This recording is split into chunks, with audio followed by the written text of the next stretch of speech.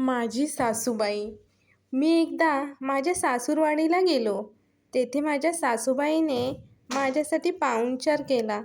सासूला माहीत होते मला उडदाचे पापड फार आवडतात. सासूबाईने डाळेभर पापड तळले.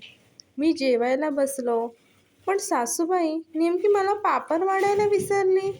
माझी नजर पापडाच्या डाळ्यावरच होती, पण कसं म्हणावं काही कळत नव्हतं.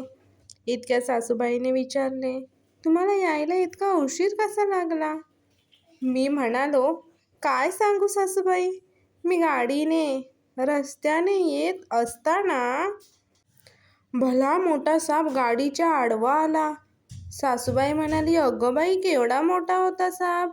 मी म्हणालो, खूप मोठा, इथून त्या पापडाच्या डाळ्या एवढा.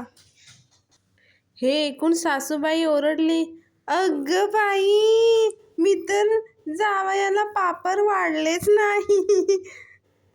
हे कसं वाटलं तुम्हाला कॉमेडी? कमेंटमध्ये नक्की सांगा.